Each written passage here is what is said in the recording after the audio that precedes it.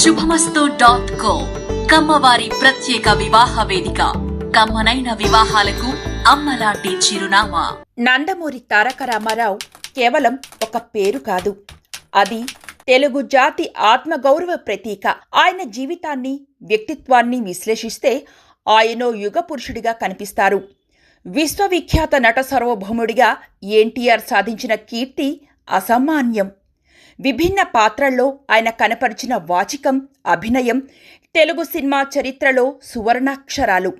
ఆయన పేరు వింటేనే ప్రతి తెలుగువాడు పరవశానికి లోనవుతాడు. ఇక మన కమ్మవారికి ఆయన ఆరాధ్య దైవం. తెలుగోడి ప్రతిభను ప్రపంచానికి చాటి చెప్పిన ఖ్యాతి మన ఎన్టీఆర్దే. ఆయన ఒక యుగ పురుషుడు, ఒక స్ఫూర్తి ప్రదాత. అలాంటి నటుడు మళ్ళీ పుట్టడేమో. నటరత్న ఎన్టీఆర్ సినీ ప్రస్థానం గురించి తెలుసుకుందాం. ఎన్టీఆర్ నటించిన తొలి చిత్రం మనదేశం విడుదలై 77 ఏళ్లు అవుతోంది. అంటే ఎన్టీఆర్ వెండితెరకు పరిచయమై 77 ఏళ్లు అన్నమాట. అన్ని ఏళ్లు గడిచినా ఆయన ప్రేక్షకుల హృదయాల్లో చిరంజీవిగా మిగిలిపోయారు. సినీ నటునిగా ఎన్టీఆర్ పోషించిన పురాణ పురుషుల పాత్రలు ప్రేక్షకులను మంత్రముగ్ధులను చేశాయి. రాముడు, కృష్ణుడు, వెంకటేశ్వరుడు, శివుడు, రావణుడు, దుర్యోధనుడు, భీముడు, భీష్ముడు, బృహన్నల, కీచకుడు వంటి పౌరాణిక పాత్రలలో ఎన్టీఆర్ను చూసిన తెలుగువారు ఆ పాత్రలను పోషించడానికి పుట్టిన కారణజన్ముడు ఎన్టీఆర్ అంటారు. ఎన్టీఆర్ను అభిమానులు నడిచే దేవుడిగా భావించేవారు. ఆయన మెద్రాసులో ఉన్నప్పుడు బస్సులు వేసుకొని ఎన్టీఆర్ను చూసి వచ్చేవారు. రాముడు, కృష్ణుడు, వెంకటేశ్వరుని పాత్రలు ఆయనకు ఆ క్రేజ్ తెచ్చిపెట్టాయి. తెలుగు సినీ పరిశ్రమలో లబ్ధ ప్రతిష్ఠులైన సినీ నటులు ఎందరూ ఉన్నా తనకంటూ ఒక ప్రత్యేక ఒరవడిని రూపొందించుకొని ప్రత్యేకతను చాటుకున్న ఘనత ఎన్టీఆర్ది. విశ్వవిఖ్యాత నట సార్వభౌముడిగా ఎన్నో సంచలన పాత్రలు పోషించిన ధీరత్వం ఆయనది. ఎన్టీఆర్ కేవలం నటుడు మాత్రమే కాదు, దర్శకుడిగా, నిర్మాతగా, స్క్రీన్ ప్లే కథా రచయితగా బహుముఖ పాత్రలు పోషించారు. అందుకే నటరత్న, పద్మశ్రీ, కళాప్రపూర్ణ, డాక్టర్ బిరుదులు వరించాయి. ఎన్టీఆర్ది చిన్ననాటి నుంచి కష్టపడే తత్వం.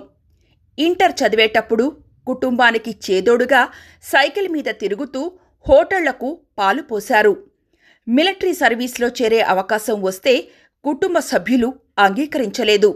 సబ్ రిజిస్ట్రార్గా ప్రభుత్వ ఉద్యోగం వస్తే అక్కడి పరిస్థితులతో రాజీ పడలేక తనకు తానుగానే ఉద్యోగం వదులుకొని సినిమాల్లోకి వెళ్లారు ఎన్టీఆర్. ఆ నిర్ణయమే ఒక ఎన్టీఆర్ లాంటి మహత్తర కళాకారుడిని మన ముందుకు తెచ్చింది.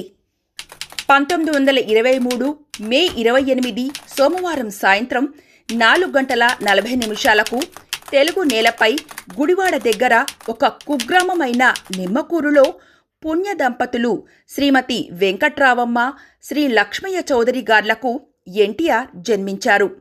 ఈ దంపతులకు 2 సంతానం కాగా మొదటి సంతానం నందమూరి తారక రామారావు, రెండో సంతానం నందమూరి త్రివిక్రమరావు. 1940లో విజయవాడ మున్సిపల్ ఉన్నత పాఠశాలలో మెట్రికులేషన్ పూర్తి చేసిన ఎన్టీఆర్ విజయవాడలోని ఎస్ఆర్ఆర్ అండ్ సివిఆర్ కాలేజీలో ఇంటర్మీడియట్ కోర్సులో చేరారు. కాలేజీలో తెలుగు శాఖాధిపతిగా ఉన్న కవి సామ్రాట్ విశ్వనాథ సత్యనారాయణ పనిచేసేవారు. ఆయన రాసిన రాచమల్లుని దౌత్యం నాటకంలో నాగమ్మ అన్న స్త్రీ పాత్ర పోషించారు ఎన్టీఆర్. అదే ఆయన తొలి నటన, పోషించిన తొలి పాత్ర. ఆ నాటక పోటీల్లో ఆయనకు ప్రథమ బహుమతి లభించింది. 1944లో గుంటూరులోని ఆంధ్ర క్రిస్టియన్ కాలేజీలో BA కోర్సులో చేరారు. నాటకాల మీద ఇష్టంతో కళాశాల స్నేహితులతో కలిసి నేషనల్ ఆర్ట్ థియేటర్ అనే నాటక సంస్థను స్థాపించారు ఎన్టీఆర్. తర్వాత కాలంలో ఈ బ్యానర్పై చాలా సినిమాలు తీశారు. 1947 మే 21న మద్రాసు శోభనాచల స్టూడియోస్లో ఎన్టీఆర్కు మేకప్ టెస్ట్ జరిగింది. మేకప్ మెన్ మంగయ్య మేకప్ వేయగా జై హింద్ సత్యం స్టిల్స్ తీశారు. ఎన్టీఆర్ అంటేనే క్రమశిక్షణ. తెల్లవారుజామునే లేచి యోగా చేయడం, సమయపాలన పాటించడం ఆయన నైజం. అదే ఆయనకు గొప్ప వరం. ఎన్టీఆర్ నటించిన సినిమాల గురించి చెప్పుకోవాలంటే పౌరాణిక పాత్రలకు ప్రాణప్రతిష్ఠ చేయడంలో ఎన్టీఆర్ సాటిలేని మేటి. మాయాబజారులో శ్రీకృష్ణుడిగా ఆయన నటన తెలుగు సినిమా చరిత్రలోనే అద్వితీయం. ఇప్పటికీ కృష్ణుడు అంటే ఎన్టీఆర్ రూపమే గుర్తుకు వస్తుంది. శ్రీ వెంకటేశ్వర మహత్యం సినిమా చూసి చాలామంది భక్తులు ఎన్టీఆర్ను సాక్షాత్తు వెంకటేశ్వర స్వామిలా భావించి పూజించేవారు. లవకుశలో రాముడిగా ఆయన ఒదిగిపోయిన తీరు అమోఘం. ఈ చిత్రం అప్పట్లోనే 100 రోజులకు పైగా ఆడి భారీ వసూళ్లు సాధించింది. దానవీర శూరకర్ణలో ఆయన కృష్ణుడు, కర్ణుడు, దుర్యోధనుడు అనే 3 పాత్రలను పోషించడమే కాకుండా దర్శకత్వం కూడా వహించారు. ఇది ఒక అద్భుతమైన రికార్డు. ఆయన నటనా ప్రస్థానంలో నర్తనశాల, భీష్మ చిత్రాలు 2 ధృవతారల్లాంటివి. ఈ 2 చిత్రాల్లో ఆయన ప్రదర్శించిన అభినయం ప్రపంచ స్థాయి నటులకు సైతం స్ఫూర్తిదాయకం. ఇంకా సీతారామ కళ్యాణం, కృష్ణార్జున యుద్ధం ఇలా ఎన్నో పౌరాణికాల్లో నటించిన ఖ్యాతి ఎన్టీఆర్ది. సాంఘికాలకొస్తే కలసి ఉంటే కలదు సుఖం, రాజు పేద, మిస్సమ్మ, గుండమ్మ కథ, రక్త సంబంధం, గుడిగంటలు, దాగుడు మూతలు, అడవి రాముడు, యమగోళ, వేటగాడు, కొండవీటి సింహం, బొబ్బిలి పులి, మేజర్ చంద్రకాంత్ వంటి ఎన్నో సినిమాల్లో వెరైటీ పాత్రల్లో నటించి ప్రేక్షకులను అలరించారు ఎన్టీఆర్. ఎన్టీఆర్ జానపద చిత్రాలకు ఒక కొత్త గ్లామర్, వీరత్వాన్ని అద్దారు. ఆయన జానపద చిత్రాల్లో నటిస్తుంటే సాక్షాత్తు చందమామ కథల్లోని రాజకుమారుడు వెండితెరపైకి వచ్చాడా అన్నట్లు ఉండేది. ఎన్టీఆర్ విగ్రహం, రాజసముట్టిపడే ముఖవర్చస్సు జానపద పాత్రలకు ప్రాణం పోశాయి. పాతాళ భైరవిలో తోటరాముడిగా ఆయన చూపించిన సాహసం, తెగువ తెలుగు ప్రేక్షకులను మంత్రముగ్ధులను చేశాయి. జానపద చిత్రాల్లో కత్తి యుద్ధాలు ప్రధాన ఆకర్షణ. ఎన్టీఆర్ అత్యంత వేగంగా, నైపుణ్యంతో కత్తి తిప్పడంలో దిట్ట. జగదేక వీరుని కథ, మంగమ్మ శపథం, గులేబగావళి కథ వంటి చిత్రాల్లో ఆయన చేసిన యుద్ధ విన్యాసాలు నేటికి అద్భుతంగా అనిపిస్తాయి. డూప్ లేకుండా సాహసాలు చేయడం ఆయన ప్రత్యేకత. ఒక సామాన్య యువకుడిగా ఉండి రాకుమారుని పెళ్లాడేందుకు రాక్షసులతో, మంత్రగాళ్లతో పోరాడే పాత్రల్లో ఆయన బాడీ లాంగ్వేజ్ అద్భుతంగా ఉండేది.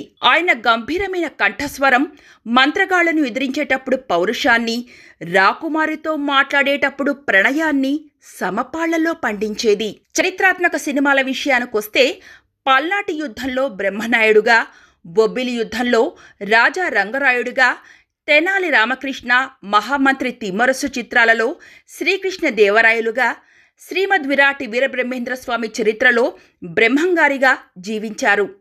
శ్రీనాథ కవి సార్వభౌమలో శ్రీనాథుడిగా అద్భుతంగా నటించి శభాష్ అనిపించుకున్నారు. చరిత్రాత్మక చిత్రాలలో ఎన్టీఆర్ నటన కేవలం వినోదం కోసమే కాకుండా తెలుగువారి చరిత్రను, సంస్కృతిని తర్వాతి తరాలకు అందించేలా ఉండేది. ఆయన ఆ పాత్రలు పోషించిన తర్వాత చరిత్రలో ఆ వ్యక్తుల రూపం అంటే ఎన్టీఆర్ రూపమే మన కళ్ల ముందు కదలాడుతుంది. ఇలా వైవిధ్యభరితమైన చిత్రాలలో నటించిన నటుడు మరొకరు లేరు అని గర్వంగా చెప్పుకోవచ్చు. జయ హో ఎన్టీఆర్.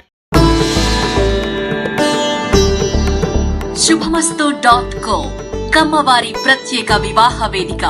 కమ్మనైన వివాహాలకు అమ్మలాంటి చిరునామా.